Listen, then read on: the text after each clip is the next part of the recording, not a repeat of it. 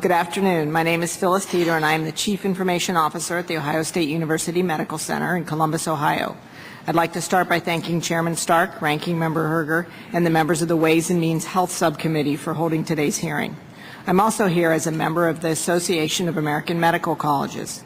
The Ohio State University Medical Center is a top-ranked medical center that serves patients, students, and our community to improve people's lives through personalized health care. The medical center is comprised of 6 hospitals with a capacity of 1,650 beds and 53 ambulatory care locations. We recognize and value the potential of HIT to advance the nation's healthcare system by improving the quality of patient care, providing a valuable tool for research, and helping to teach the country's future physicians and other healthcare professionals. Today, I would like to talk to you about the importance of health IT and how it extends well beyond the adoption of electronic records, but I first would make some comments on the CMS final rule. First, both Ohio State and the AAMC are pleased with the commitments by Congress and the Obama administration to promote HIT through the incentive program set forth under the ERA. Additionally, we are grateful that Congress passed subsequent legislation which clarified the application of the incentives to hospital-based eligible professionals, many of whom are faculty physicians. I'm pleased that CMS has followed the intent of Congress on this issue when seeking broad adoption of EHRs. Second, I would address the multi-campus problem that's already been spoken about. As you likely know, the final rule reduces the number of hospitals eligible to receive incentives. This does not seem to be in line with the intention of the rule to offer broad incentives for adoption. Deploying an EHR is so invasive to clinician workflow that the system has to be programmed and configured quite differently for different geographic locations. In addition, the training and support costs a huge portion of any deployment, more than double for disparate locations. A physician who needs immediate help programming a clinical function cannot wait for a support person to get in their car and come to the location where they're caring for a patient. University Hospitals East, a community hospital on the Ohio State Medical Center system, supports an at-risk community in Columbus, Ohio, and is one of the casualties of the multi-campus exclusion. We expect the difference in our incentive to be greater than $5 million because we cannot include East in our calculation. This lack of funding may jeopardize adoption at University Hospitals East and may in turn jeopardize the larger incentive for Ohio State so they cannot be considered separately.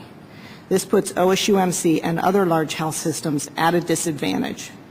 CMS already looks at individual hospitals within a health system for other payment programs and could easily do this for the incentive.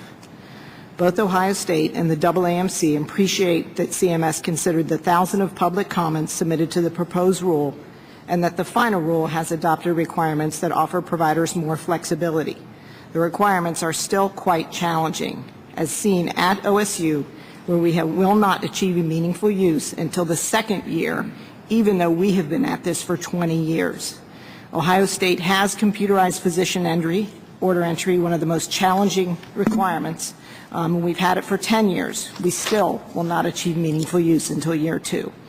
This is a very high bar still for small and rural hospitals that have not begun to invest in healthcare IT.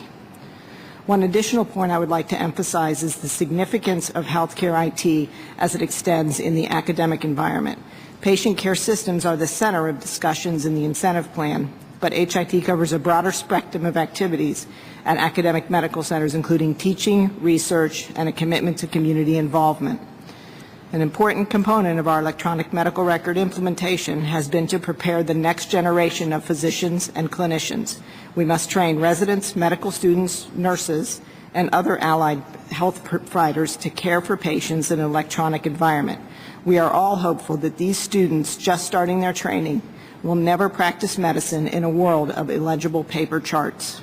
In addition, students must be trained in clinical skills labs that are outfitted with electronic medical records that utilize virtual patients and are taught on their rounds to use the records for live patients in a safe and efficient way. All of these examples of advanced technology are singular to academic medical centers.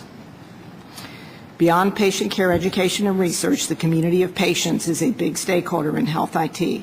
We have an electronic patient portal that is currently being used by over 10,000 patients at Ohio State.